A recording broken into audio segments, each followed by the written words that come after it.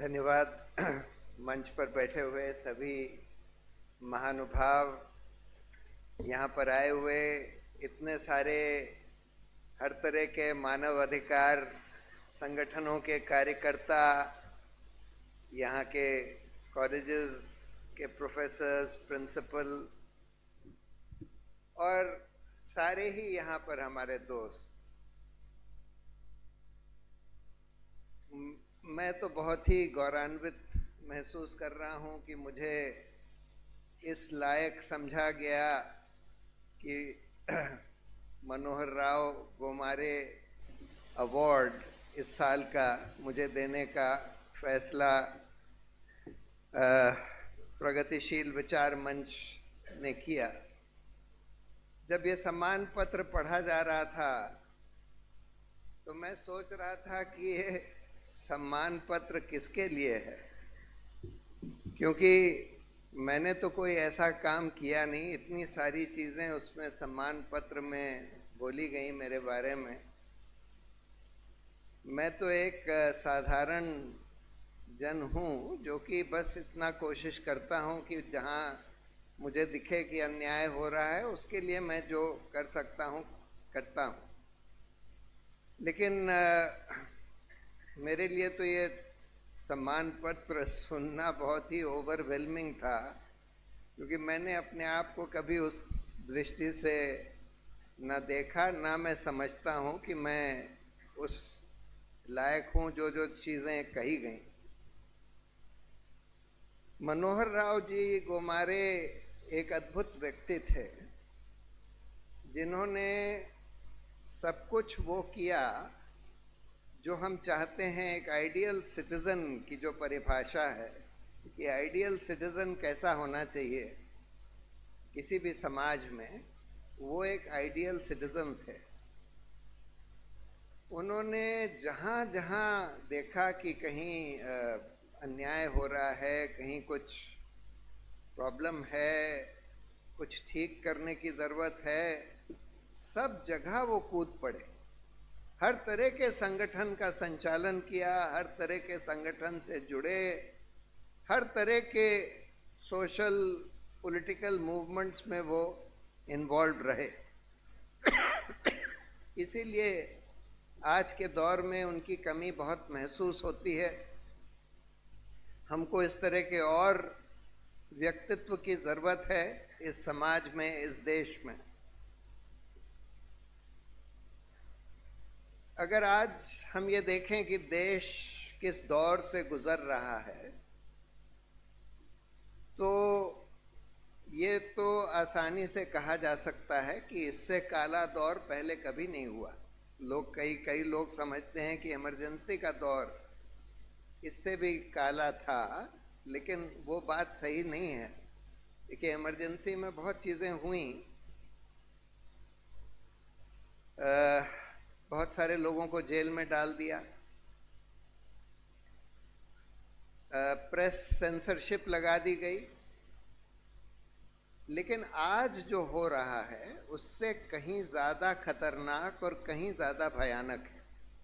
Emergency में ये नहीं हुआ कि अल्पसंख्यकों के खिलाफ झूठा प्रचार, नफरत फैलाई जाए। ये इमरजेंसी के दौर में नहीं था। इमरजेंसी के दौर में ये भी नहीं हुआ कि गरीबों के, आम आदमी के हक जो बड़े मुश्किल से कई सालों के स्ट्रगल के बाद हासिल हुए थे, जैसे कि ये मनरेगा को ही ले लीजिए, कानून बना जिसमें ये बोला गया कि हर एक रूरल फैमिली में एक जने को कम से कम 100 दिन न्यूनतम वेजेस पर मजदूरी मिलने का हक होगा। उसको 2 दिन के अंदर संसद में फट से एक दूसरा कानून लाकर पलट दिया गया। उस हक को, जो एक राइट बेस्ड कानून था, उसको अब बजट बेस्ड कानून बना दिया गया। उस कानून में कोई बजटरी कंस्ट्रेंट नहीं थी, हर एक जने का एक लीगल राइट क्रिएट किया गया। यहाँ इन्होंने बोल दिया कि सरकार बजट से तय करेगी कितना पैसा दिया जाए और किस राज्य को कितना पैसा दिया जाए। और उसके आधार पर ये आगे चलेगा। तो आज हम देख रहे हैं कि आम आदमी के, गरीबों के बहुत सारे अधिकार खत्म कर दिए जा रहे हैं। ये दूसरी बात है कि चुनाव के पहले 10,000 रुपए दे देते हैं वोट खरीदने के लिए, लेकिन वो हक नहीं है। वो तो एक उस समय ब्राइब की तरह, कि घूस की तरह, कि भाई हमको वोट दे दीजिए, उसके लिए दे देते हैं। उसी तरह से साइंटिफिक टेम्पर को जो खत्म किया जा रहा है वो इमरजेंसी के दौरान नहीं हुआ था। जिस तरह से अंधविश्वास फैलाया जा रहा है, वो कह रहे हैं कि हम स्कूल्स के टेक्स्ट बुक से पीरियोडिक टेबल हटा देंगे, डार्विन्स थ्योरी ऑफ एवोल्यूशन हटा देंगे, हटा भी दी है कई जगह, मुगल हिस्ट्री हटा देंगे, हटा दी है। और तो इस तरह का जो चौतरफा हमला जो हमारे सभ्यता के ऊपर हो रहा है, सिर्फ लोकतंत्र के ऊपर नहीं, सिर्फ संस्थानों के ऊपर नहीं, हमारी पूरी सभ्यता, इस तरह की सभ्यता इमरजेंसी में नहीं थी कि गाली गलौच, मॉब लिंचिंग, रेप की थ्रेट्स देना। अगर कोई सरकार के खिलाफ बोलता है तो उसको, एक आईटी सेल है भाजपा का जो कि उसको, अगर महिला हो तो उसको रेप की थ्रेट देती है, अगर पुरुष हो तो उसको मर्डर करने का थ्रेट देता है। इस तरह का माहौल इमरजेंसी में नहीं था। तो आज जो दौर है वो सबसे खतरनाक दौर है। हिंदुस्तान में ऐसा काला दौर पहले कभी नहीं हुआ। हमारे लोकतंत्र के सामने क्या चुनौतियां हैं, कहाँ हम खड़े हैं। देखिए, पहले तो हमने अनफॉर्चुनेटली एक ये कमी रह गई, हमारे संविधान जब बना, हमने एक इलेक्टोरल डेमोक्रेसी या रिप्रेजेंटेटिव डेमोक्रेसी का गठन किया। हमने ये माना कि हम चुनाव से, वो भी एक बहुत बड़ा एडवांस था उस समय, बहुत बड़ा एडवांस था, एडल्ट फ्रेंचाइज, और हम वोट से अपने रिप्रेजेंटेटिव्स इलेक्ट करेंगे, वो लोग सरकार बनाएंगे और वो फिर नीतियां निर्धारण करेंगे। और उसको माना गया कि भाई जनता की राय से ये लोग काम करेंगे, जनता की इच्छा से काम करेंगे, सरकार चलेगी, नीतियां बनेंगी। लेकिन धीरे धीरे ये भी, अभी मैं बताऊंगा कि उसको भी खत्म कर दिया गया है। लेकिन उस समय भी हम लोगों ने पार्टिसिपेटरी डेमोक्रेसी की स्थापना नहीं करी, जिसकी जरूरत है, जिसकी जरूरत थी, और आज तो बहुत ज्यादा है, जहां पर जनता की इच्छा से ही नीतियां बनाई जाएं, डायरेक्ट डेमोक्रेसी जिसको कहते हैं। कई देशों में है जिसको इनिशिएटिव एंड रेफरेंडम का सिस्टम कहते हैं, कि अगर 10% लोग लिखित इनिशिएटिव दें कि हमको ऐसा कानून चाहिए या ऐसी नीति चाहिए, तो उस पर रेफरेंडम होता है। रेफरेंडम में अगर अधिकतर लोग उसके हक में बोलें तो वो कानून ऑटोमेटिकली बन जाता है, पार्लियामेंट में जाने की जरूरत नहीं होती। दूसरी बात, गांव सभा को ये माना गया था कि भाई गांव सभा एक ऐसा यूनिट है कि जहां पर डायरेक्ट डेमोक्रेसी होगी, जहां पर सारे गांव वाले मिलकर तय करेंगे कि उस गांव के लिए क्या नीतियां हो। उसमें रिप्रेजेंटेटिव डेमोक्रेसी यानी इलेक्टेड रिप्रेजेंटेटिव्स नहीं तय करेंगे, गांव वाले ही तय करेंगे। तो लोअर लेवल पर तो आप जहां 1000, 1500 लोग हों, ज्यादा से ज्यादा 2000 लोग हों, वहां पर तो आप एक मीटिंग बुला सकते हैं सब लोगों की, जिसमें वो लोग चर्चा करके तय कर सकते हैं क्या करना है क्या नहीं करना है। पर बड़े लेवल पर उसका सिस्टम होता है इनिशिएटिव एंड रेफरेंडम, जिसका मैंने जिक्र किया, वो हम लोगों ने नहीं किया। लेकिन आज जो इलेक्टोरल डेमोक्रेसी भी है, जिसको रिप्रेजेंटेटिव डेमोक्रेसी कहते हैं, ये एक पैसे का खेल बनकर रह गया है। जैसे वो अन्ना हजारे कहते थे कि पैसे से सत्ता और सत्ता से पैसा, वो चक्र चल रहा है। क्यों ऐसा हुआ? एक उसका बड़ा कारण यह है कि हमारे सिस्टम में फर्स्ट पास द पोस्ट है 2 लेवल पर। फर्स्ट पास द पोस्ट का मतलब होता है कि हम जब अपना रिप्रेजेंटेटिव इलेक्ट करते हैं, एमपी एमएलए इलेक्ट करते हैं, तो जिसको सबसे ज़्यादा वोट मिलती है, अगर उसको 30% ही वोट मिली हो, लेकिन दूसरे सब कैंडिडेट्स को उससे कम वोट मिली हो इंडिविजुअली, तब फिर उसको उस कंस्टिट्यूएंसी का सोल रिप्रेजेंटेटिव बना दिया जाता है। यानी बाकी लोगों को 70% वोट तो मिली, लेकिन उनकी वोट नष्ट हो गई। उसके बाद जब सरकार चयन करी जाती है, तो जिस पार्टी या कोएलिशन के पास मेजॉरिटी होती है, वही पार्टी या कोएलिशन सरकार बनाती है और सारी नीतियां निर्धारण वही करते हैं।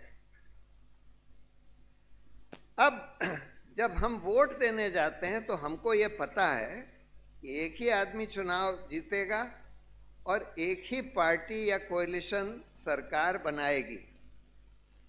तब अगर हमको ये लगता है कि भाई ये पार्टी, मान लीजिए हम सीपीएम हमारी फेवरेट पार्टी है, और हमें लग रहा है, दिख रहा है कि भाई सीपीएम अच्छी पार्टी है, सबसे अच्छी हम मानते हैं, लेकिन उसका कैंडिडेट भी अच्छा है, लेकिन वो जीत नहीं सकता, सरकार बना नहीं सकते। तब फिर हमको लगता है कि भाई हम अपनी वोट वेस्ट क्यों करें। हम फिर देखते हैं कि जो लोग जीत सकते हैं, जो सरकार बना सकते हैं, उनमें से जो हमको कम खराब लगता है उसको हम वोट दे देते हैं। अब ये हम कैसे तय करते हैं कि कौन जीत सकता है, कौन नहीं जीत सकता? वो हम तय करते हैं ये देखकर कि किस कैंडिडेट या पार्टी की कितनी विजिबिलिटी है, कितना दिख रहा है। और विजिबिलिटी जो है पैसे से आती है, क्योंकि पैसे से आप अखबार में इश्तिहार दे सकते हैं, आप इलेक्ट्रॉनिक मीडिया में इश्तिहार दे सकते हैं, आप बड़ी बड़ी होर्डिंग्स लगा सकते हैं, आप अपने पेड वर्कर्स के थ्रू अपने पर्चे बंटवा सकते हैं। और आजकल तो बड़ी बड़ी इलेक्शन रैली भी पैसे के दम पर करी जाती है। ठेके दिए जाते हैं कि भाई तुम 50 बस भर कर ले आओ, तुमको 50 लाख रुपए दे देंगे। इस तरह से बड़ी बड़ी रैलियां करी जाती हैं। जब मोदी जी की रैली जो देखते हैं हम लोग, उसमें क्या आप सोचते हैं कि पैसा नहीं इस्तेमाल हुआ? ऑफ कोर्स उसमें सरकारी तंत्र भी इस्तेमाल होता है, लेकिन पैसा भी खूब इस्तेमाल होता है। करोड़ों रुपया खर्च किया जाता है भीड़ लाने के लिए, और फिर दिखाया जाता है कि देखिए इतनी बड़ी रैली हो गई। तो जिनके पास पैसा नहीं है, किसी कैंडिडेट या पार्टी के पास पैसा नहीं है प्रचार करने के लिए, वो दिखाई नहीं देता, तो लोगों को लगता है कि भाई ये तो जीत नहीं सकते, इसलिए अब इनको वोट देने का मतलब है कि ये वोट वेस्ट होगी।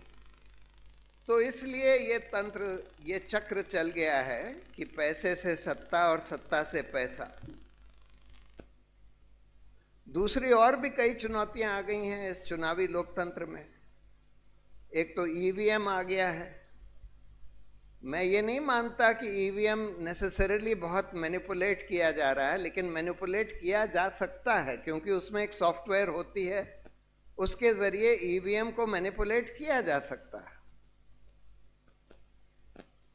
और इसलिए वो वीवीपैट मशीन लगाई गई थी। सुप्रीम कोर्ट ने बोला कि भाई इसमें इसका पेपर ट्रेल होना चाहिए, तो हर एक ईवीएम के साथ एक वीवीपैट मशीन लगाई गई, जिसमें कि सिंबल एक छोटी सी पर्ची पर छप के आ जाता है जिसको आपने वोट दिया। अब लेकिन दुर्भाग्य की बात यह है कि वीवीपैट मशीन तो लग गई, लेकिन उस वीवीपैट के पर्चे को काउंट नहीं किया जाता। सिर्फ 2% सैंपल के तौर पर काउंट करे जाते हैं। और उसमें भी रूल यह है कि अगर गलत निकला, मिसमैच हो गया ईवीएम में और वीवीपैट में, तो वीवीपैट का काउंट मान लिया जाएगा, उस ईवीएम को छोड़ दिया जाएगा। यानी कि बाकी 98% जो आपने काउंट ही नहीं करे, उसकी काउंटिंग नहीं होगी, नहीं करते।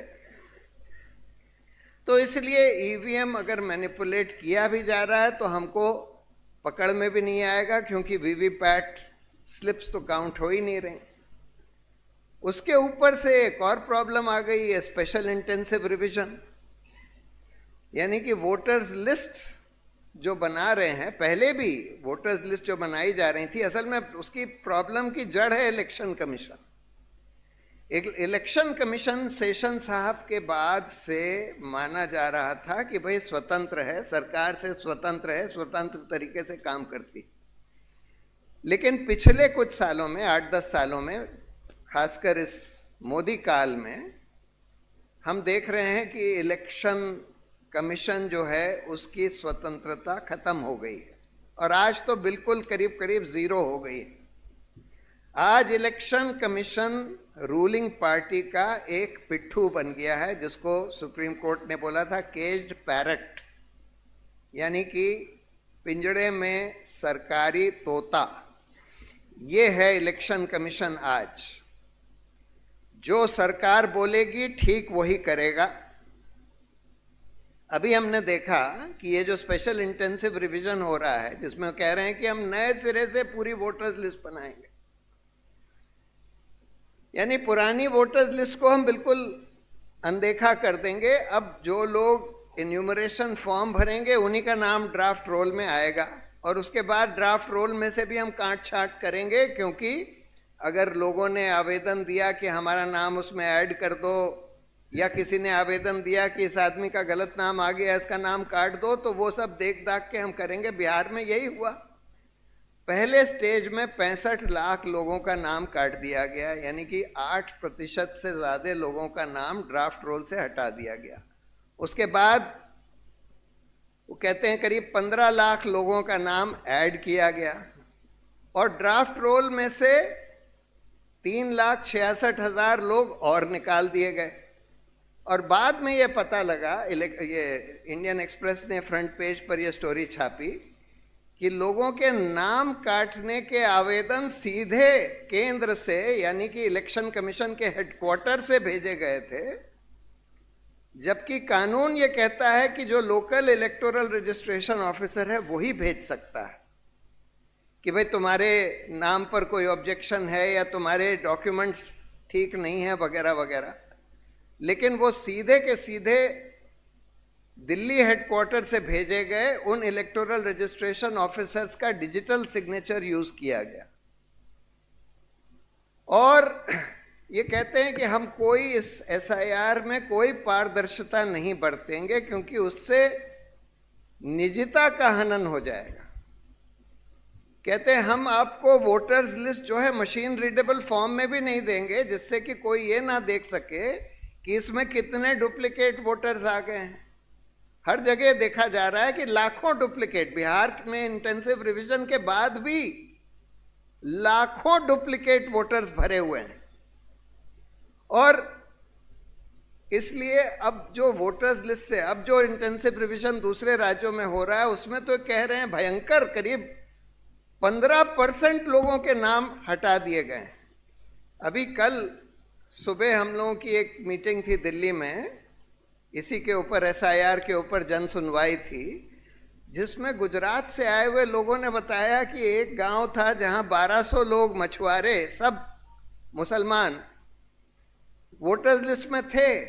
उसमें से 600 ने अपना एन्यूमरेशन फॉर्म भरकर आवेदन दिया, उनको रिसीट भी दी, लेकिन एक भी जने का नाम ड्राफ्ट रोल में नहीं डाला। सारे 1200 नाम उड़ा दिए और सबके सामने ये लिख दिया कि मृत मृत मृत मृत। उसमें से 600 लोगों ने तो अपना एन्यूमरेशन फॉर्म भरा है, बाकी 600 लोगों का एन्यूमरेशन फॉर्म लिया ही नहीं। यानी कि बिल्कुल सीना ठोक कर, छाती ठोक कर ये कहा जा रहा है कि जिसका हम चाहे नाम हटा देंगे, जिसका चाहे हम नाम ऐड कर देंगे, जितने चाहे हम फर्जी नाम ऐड कर देंगे, जितने चाहे हम मुसलमानों के नाम काट देंगे।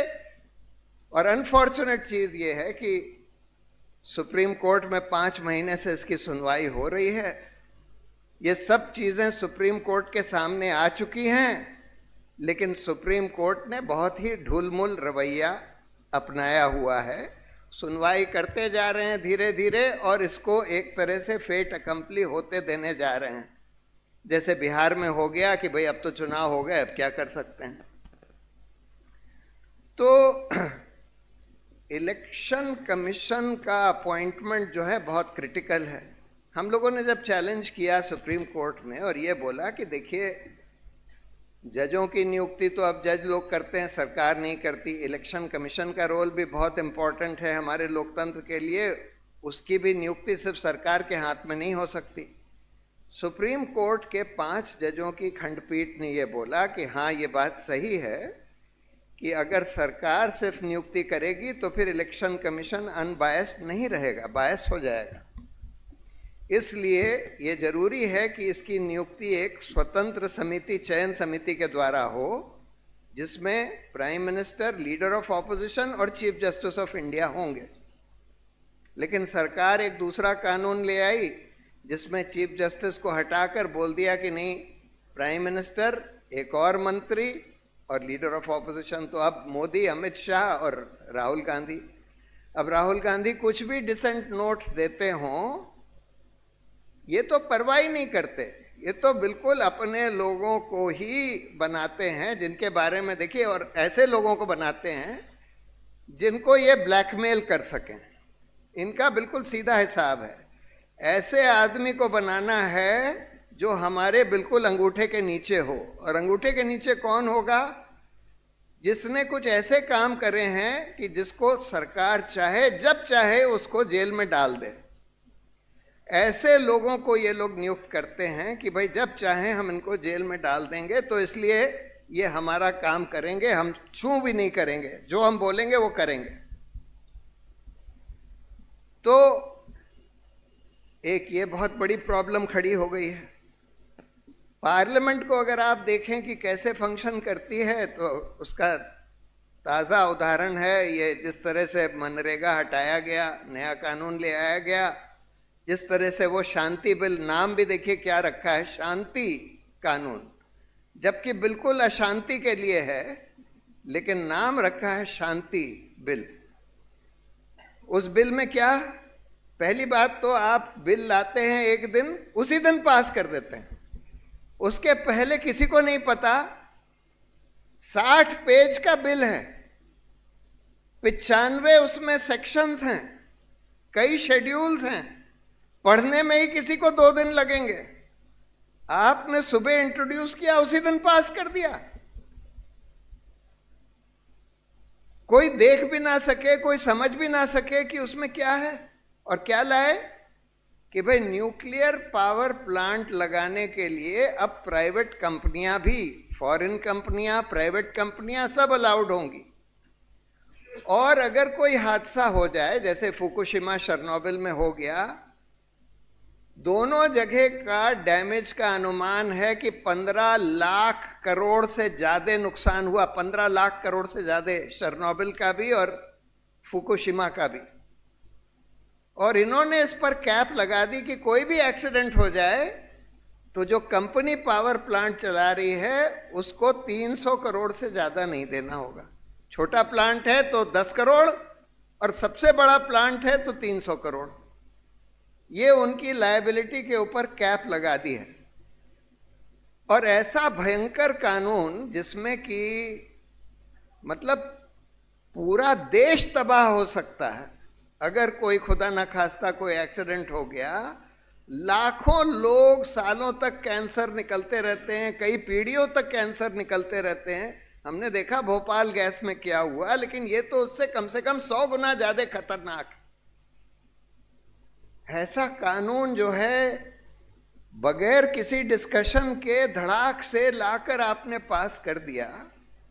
पहले तो कभी कोई ऐसा कानून आता भी था तो पहले सार्वजनिक किया जाता था, उसके बाद फिर उसको पार्लियामेंट में डिस्कस करने के बाद स्टैंडिंग कमेटी को रेफर किया जाता था। अब कुछ नहीं, तो धड़ाक से बस पास हो गया। और हम देख रहे हैं कि इस मोदी काल में कम से कम 200 ऐसे कानून हैं जो कि बगैर किसी डिस्कशन के 2-2 मिनट में पास कर दिए गए। 2-2 मिनट में पास कर दिए गए और बस शोर शराबे में, शो ऑफ हैंड से कोई डिवीजन ऑफ वोट्स मांगा भी गया तब भी डिवीजन ऑफ वोट्स नहीं हुआ, वोट्स काउंट ही नहीं हुए। बस हा हा हा कर दिया, बस लोगों ने और स्पीकर ने अनाउंस कर दिया कि वे पास हो गया। पार्लियामेंट की सिटिंग जो है आधी से भी कम कर दी है। 11 साल पहले जितनी सिटिंग होती थी पार्लियामेंट की, जितने घंटे पार्लियामेंट का काम होता था, उसका आधा से भी कम हो गया। तब ये लोकतंत्र का हाल बना दिया है।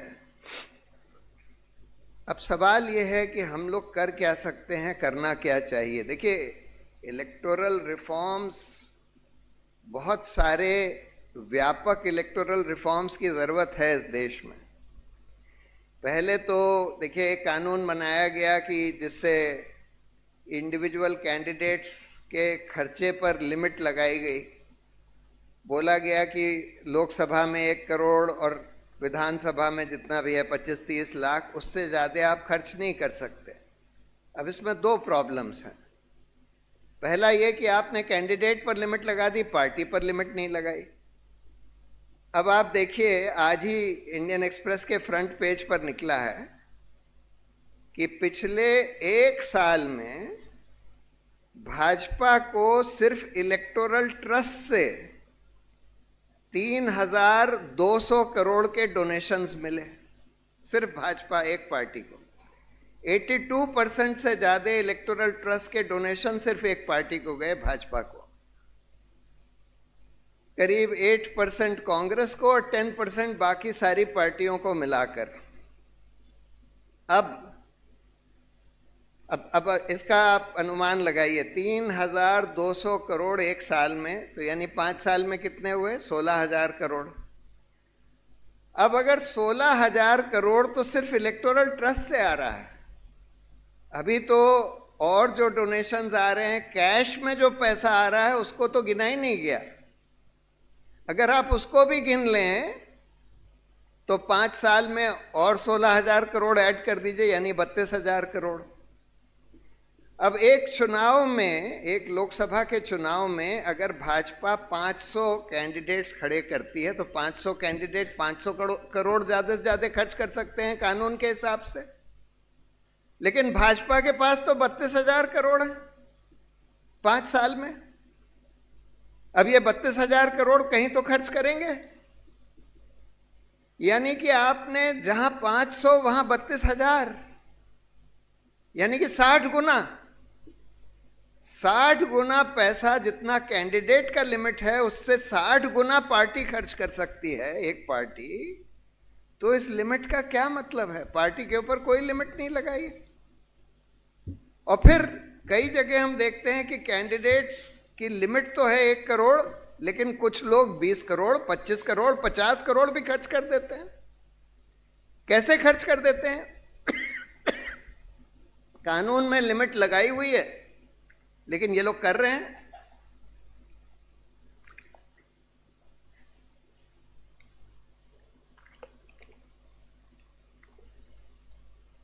तो इसलिए कर रहे हैं, इसलिए कर पा रहे हैं क्योंकि सारा खर्चा कैश में किया जाता है, चेक से नहीं किया जाता, अकाउंट से नहीं किया जाता। अकाउंट में इससे करेंगे तब तो पकड़ जाएंगे, तो कैश से कर रहे हैं।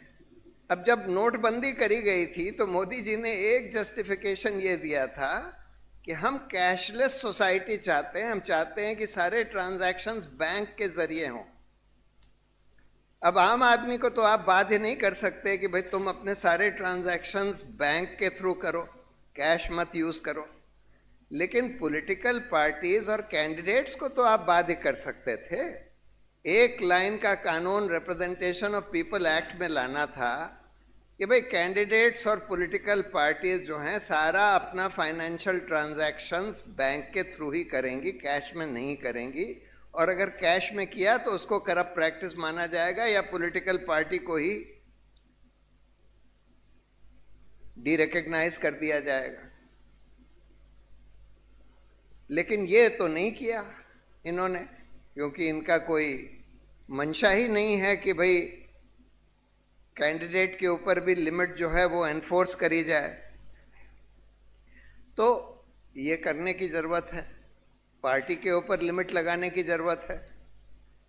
प्रोपोर्शनल रिप्रेजेंटेशन ज्यादातर देशों में, वेस्टर्न कंट्रीज में, बहुत सारे कंट्रीज में, यूरोप में आधे कैंडिडेट्स प्रोपोर्शनल रिप्रेजेंटेशन से तय किए जाते हैं, जिसमें यह होता है कि हर एक पार्टी अपनी अपनी लिस्ट देती है। मान लीजिए लोकसभा का चुनाव हो रहा है, 540 कैंडिडेट्स हैं, तो 540 की लिस्ट हर एक पार्टी देती है। अगर किसी पार्टी को 5% भी वोट मिलते हैं तो उसके ऊपर के 5% लोग इलेक्ट हो जाते हैं। यानी कि लोगों को फिर ये नहीं डर लगता कि हम अगर इस पार्टी को वोट देंगे तो हमारी वोट वेस्ट हो जाएगी, क्योंकि उनको मालूम है कि अगर 5% भी वोट मिलेंगे तो 5% लोग इलेक्ट हो जाएंगे उनके। उसका एक थोड़ा सा रिफाइनमेंट भी अवेलेबल है कि हम 2 वोट डलवाएं, एक वोट तो अपनी बेस्ट पार्टी के लिए और दूसरी वोट उस पार्टी के बेस्ट कैंडिडेट के लिए। यानी 540 की लिस्ट है, उसमें से हमने एक नाम टिक कर दिया जिसको हम बेस्ट कैंडिडेट समझते हैं उस पार्टी का। तो फिर जो 5% इलेक्ट होंगे, अगर उस पार्टी को 5% वोट मिली, तो 5% वो नहीं होंगे जो ऊपर से 5% हैं, बल्कि 5% जिनको सबसे ज्यादा वोट मिली उस पार्टी के लिस्ट में से। तो प्रोपोर्शनल रिप्रेजेंटेशन करने से थोड़ा सा फायदा होगा, काफी फायदा होगा। फिर स्टेट फंडिंग ऑफ इलेक्शंस। देखिए आज भी बहुत सारे कैंडिडेट्स हैं। अगर आज गुमारे साहब इलेक्शन लड़ते तो मुझे पता है जिस तरह का वो सामाजिक काम करते थे, उनके पास 1 करोड़ रुपए भी नहीं होते चुनाव लड़ने के लिए। तो बहुत सारे अच्छे अच्छे सोशल वर्कर्स होते हैं जो चुनाव लड़ते हैं या लड़ना चाहते हैं, उनके पास 1 करोड़ भी नहीं होता। तो अगर स्टेट फंडिंग ऑफ इलेक्शंस हो, जिसमें यह सिस्टम ये होता है कि जितनी वोट आपको मिले, मान लीजिए आपको 1 लाख वोट मिली, तो सरकार की तरफ से आपको 50 लाख रुपए मिल जाएंगे, 50 रुपए पर वोट। तो आपने इलेक्शन के पहले अपने फ्रेंड से, रिलेटिव से पैसे बोरो किए और इलेक्शन के बाद जब आपको सरकार से पैसे मिले तो आप वो पैसे वापस कर सकते हैं। सरकार ये कहती है कि हम ये इसलिए नहीं कर सकते क्योंकि इसमें तो बहुत पैसा लग जाएगा। कितना पैसा लग जाएगा? एक लोकसभा के चुनाव में 60 करोड़ वोट पड़ती है टोटल पूरे कंट्री में। अगर आप 60 करोड़ को 50 से गुणा करें तो 3000 करोड़ आता है। 3000 करोड़ तो भाजपा को सिर्फ इलेक्टोरल ट्रस्ट से 1 साल में मिल जाता है। 5 साल में सरकार के लिए 3000 crore state funding of elections के लिए देना कोई मुश्किल काम नहीं है। इससे कहीं ज्यादा पैसा इलेक्शंस में खर्च होता है सरकार का भी। तो स्टेट फंडिंग भी होनी चाहिए थी, लेकिन सबसे बड़ी बात है कि डायरेक्ट डेमोक्रेसी थोड़ी होनी चाहिए थी, जिसमें इनिशिएटिव एंड रेफरेंडम, 2 तरह की चीजें। एक तो डिसेंट्रलाइजेशन ऑफ पावर, पंचायती राज आ गया लेकिन उसको एनफोर्स नहीं किया जा रहा है। उनको जो पावर्स होनी चाहिए वो दी नहीं जा रही हैं लोकल बॉडीज वगैरह को। सारी की सारी पावर और फाइनेंशियल पावर खासकर एकदम केंद्र में है, उससे बहुत कम राज्यों में है, उससे बहुत कम लोकल बॉडीज में है। बल्कि बिल्कुल उल्टा होना चाहिए। जो मुद्दा एक पर्टिकुलर गांव को अफेक्ट करता है वो गांव में तय हो। जो मुद्दा किसी एक वार्ड को अफेक्ट करता है वार्ड में तय हो। जो मुद्दा किसी डिस्ट्रिक्ट को अफेक्ट करता है डिस्ट्रिक्ट में तय हो। जो मुद्दा सिर्फ एक स्टेट को अफेक्ट करता है वो स्टेट में तय हो। सिर्फ वही मुद्दे जो बहुत सारी स्टेट्स को अफेक्ट करते हैं वो केंद्र में जाएंगे। ये प्रिंसिपल होना चाहिए डिसेंट्रलाइजेशन ऑफ पावर का। डिसेंट्रलाइजेशन से भी लोकतंत्र बढ़ता है। तो हमको डिसेंट्रलाइजेशन करना है, डायरेक्ट डेमोक्रेसी लानी है by way of initiative and referendum. अब तो टेक्नोलॉजी ऐसी है कि आप लोगों से अगर बहुत सारे मुद्दों पर भी वोट करानी हो, हर 10 दिन में कोई मुद्दे पर वोट करानी हो, तो आप टेक्नोलॉजी का यूज करके करवा सकते हैं। आसान है, वो किया जा सकता है, जिसमें बेईमानी होने का चांस बिल्कुल मिनिमाइज किया जा सकता है, क्योंकि सब वो सारी टेक्नोलॉजी अवेलेबल है। इलेक्शन कमीशन के अपॉइंटमेंट का हम लोगों ने, ये जो सरकार ने जो कानून बना दिया कि भाई प्राइम मिनिस्टर और एक और मिनिस्टर और leader of opposition chief justice को हटा दिया, उसको हमने चैलेंज किया हुआ है। वो सुप्रीम कोर्ट में पेंडिंग है, बहुत सालों से, 1.5 साल से पेंडिंग है। उसमें भी तारीख पर तारीख लगती रहती है, उसकी सुनवाई नहीं होती, वो भी रद्द होना चाहिए और वापस चीफ जस्टिस को उस कमेटी में आना चाहिए। मैं ये नहीं कह रहा हूँ कि चीफ जस्टिस के आने से कोई बहुत कमाल हो जाएगा, बिकॉज बहुत सारे चीफ जस्टिस भी हमने देख लिए हैं जो सरकार के साथ रहते हैं, जो वही करते हैं जो सरकार चाहती है उनको करना, ये भी हमने देखा है। लेकिन फिर भी थोड़ा सा उसमें ब्रेक लगेगा, लग सकता है। दूसरा, ये जो वीवीपैट का तो बिल्कुल सिंपल इशू है कि भाई वीवीपैट की स्लिप्स की काउंटिंग कर लीजिए। आप क्यों नहीं कर रहे हैं? वो कहते हैं टाइम और लगेगा। जब इतने बड़े बड़े बैलेट पेपर होते थे तो एक दिन में सारे काउंटिंग हो जाती थी। ये तो छोटे छोटे स्लिप्स हैं, उनकी काउंट करने में कितना टाइम और लगेगा? 3-4 घंटे और लग जाएंगे। आप इलेक्शन कर रहे हैं 6 फेजेस में, 7 फेजेस में, 6 हफ्ते में इलेक्शन कर रहे हैं, और आप कह रहे हैं हम 4 घंटा और नहीं लगाएंगे कि जिससे ये वीवीपैट की स्लिप्स काउंट हो जाए। मतलब कोई उसका तुक ही नहीं है, कोई आर्ग्यूमेंट ही नहीं है। पर अनफॉर्चुनेटली जब ये मुद्दा सुप्रीम कोर्ट गया तो सुप्रीम कोर्ट ने भी नहीं माना, बोल दिया कि नहीं, इलेक्शन कमीशन जो कर रहा है ठीक है। अनफॉर्चुनेट है ये, लेकिन उसका सोल्यूशन तो बड़ा सिंपल है। वीवीपैट मशीन लगवाई गई हैं, लगी हैं, उनके स्लिप्स काउंट करिए। और वोटर्स रोल में जो ये सब SIR के जरिए किया जा रहा है, तो उसको तो आप सोशल ऑडिट इसका बेस्ट सॉल्यूशन होता है। और इलेक्शन मैनुअल में प्रिस्क्राइब भी है कि सोशल ऑडिट के जरिए वोटर्स लिस्ट चेक होनी चाहिए। सोशल ऑडिट मतलब कि आप एक पोलिंग बूथ के वोटर्स को एक दिन बुला लीजिए, नोटिस दे दीजिए कि भाई इस दिन इस पूरे पोलिंग बूथ के वोटर्स लिस्ट चेक करी जाएगी, और वहाँ पर एक एक करके नाम पढ़िए, और फिर लोग आपको वहीं से बताएंगे कि भाई ये आदमी तो मर चुका है, ये आदमी तो यहाँ से चला गया है, ये आदमी यहाँ नहीं रहता, ये आदमी नया आ गया है, वगैरह वगैरह। और वो सारा के सारा वीडियो रिकॉर्ड कर लिया जाए, वो पूरी सोशल ऑडिट की हियरिंग। उससे आपको ठीक पता लग जाएगा कि भाई यहाँ पर क्या स्थिति है, कौन रियल वोटर्स हैं, कौन नहीं है। वो नहीं करना चाहते, सब बस धड़ाधड़ धड़ल्ले से, बगैर किसी पारदर्शिता के, वोटर्स लिस्ट भी, डिलीटेड वोटर्स की लिस्ट भी नहीं देते, मतलब उस तरह से ये लोग करना चाहते हैं। तो सब चीज़ों के सॉल्यूशन हैं, लेकिन ये लोग करना नहीं चाहते। तो सवाल ये है कि हम लोग क्या करें।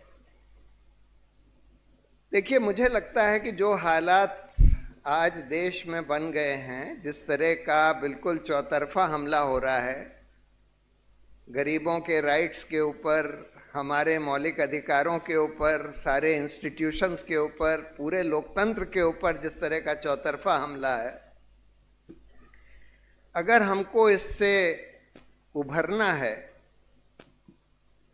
तो अब वो समय आ गया है कि जब लोग सड़कों पर उतरें, और बिल्कुल पीसफुली उतरें, सिविल डिसोबीडियंस करें, सत्याग्रह करें जो गांधी जी का रास्ता था, और इन सब मुद्दों पर अपनी आवाज उठाएं।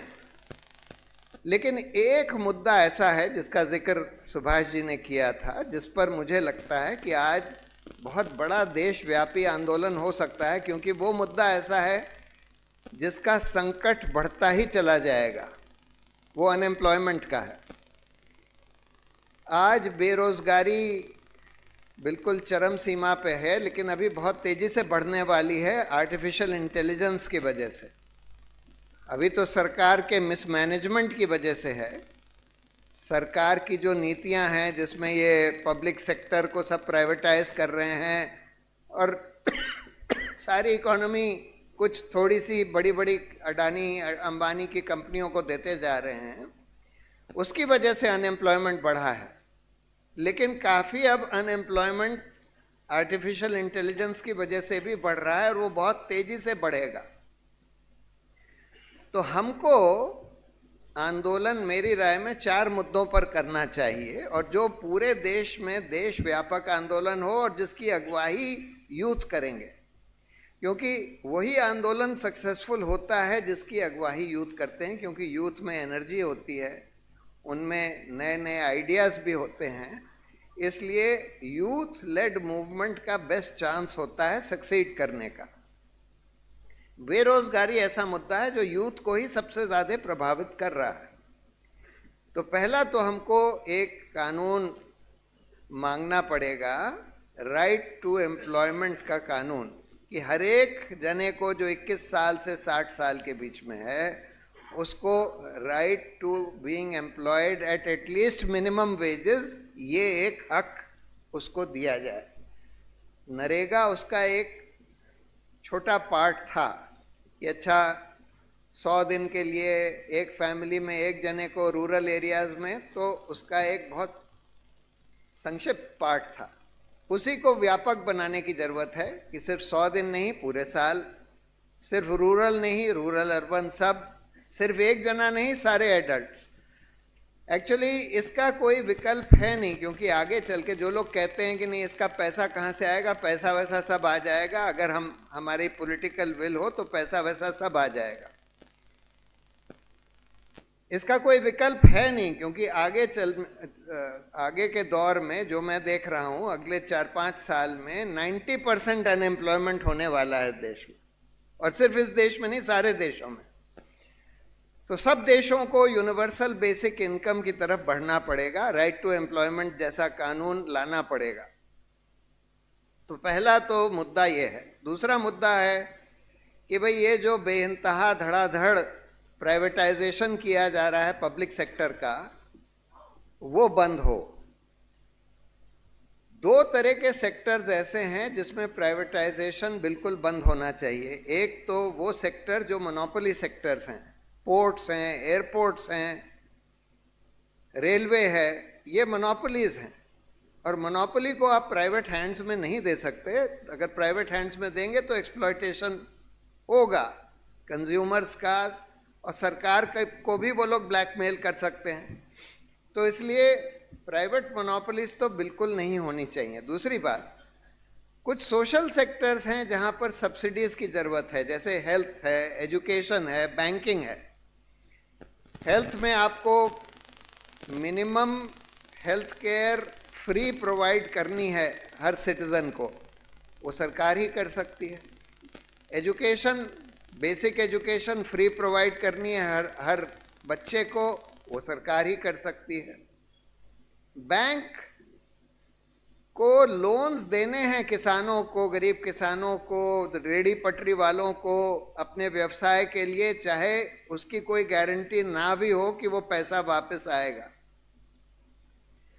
तो इसलिए वहां पर तो पब्लिक सेक्टर की जरूरत है। जो लोग कहते हैं कि पब्लिक सेक्टर में बड़ा करप्शन हो गया, भाई आप करप्शन को ठीक करिए, उसका ये मतलब नहीं है कि आप उसको प्राइवेटाइज कर देंगे। करप्शन ठीक करने के बहुत तरीके हैं। तो वो होना चाहिए। तीसरा, बहुत सारे 1 करोड़ से ज़्यादा सरकारी पद अभी खाली पड़े हैं, जिस पर या तो ये लोग भर्ती कर ही नहीं रहे हैं या फिर अब कॉन्ट्रैक्ट पर कर रहे हैं। तो इनकी जो परमानेंट टाइप के जॉब्स हैं उनकी भर्तियां तुरंत करी जाएं, ईमानदारी से करी जाएं। उसका सब तरीका है ईमानदारी से कैसे करी जा सकती हैं, वो करी जाएं। और ये जो कॉन्ट्रैक्ट पर लोगों को आप रख रहे हैं, टीचर्स को भी कॉन्ट्रैक्ट पर रख रहे हैं, परमानेंट जॉब्स हैं फिर भी आप कॉन्ट्रैक्ट पर रख रहे हैं, ये सब खत्म होना चाहिए। तो इन मुद्दों पर, एम्प्लॉयमेंट पर मेरा मानना यह है कि एक बहुत बड़ा देशव्यापी आंदोलन खड़ा किया जा सकता है, जिसमें सारे जितने सोशल ऑर्गेनाइजेशंस, मूवमेंट्स, एक्टिविस्ट हैं, सबको जुटना पड़ेगा और कोऑर्डिनेट करना पड़ेगा। जब कोऑर्डिनेटेड मूवमेंट होगा तभी उसका असर होता है, और उसमें हमको सोशल डिसोबीडियंस, सत्याग्रह के लिए तैयार रहना चाहिए। तो ये एक चीज़ है जो मुझे लगता है कि हम लोग कर सकते हैं, करनी चाहिए। बाकी एक और सुझाव था कि इन लोगों ने तो एक आईटी सेल बना रखा है जो झूठ फैलाता है, नफरत फैलाता है। हम लोगों को, इन लोगों का आईटी सेल जो है 5-10 हज़ार लोगों का है, जिनको 50,000 रुपए की पगार दी जाती है। हम लोगों को एक वॉलंटियर ट्रुथ सेल बनाना चाहिए, एक आईटी सेल जो कि, जिसको योगेन जी कहते हैं ट्रुथ आर्मी।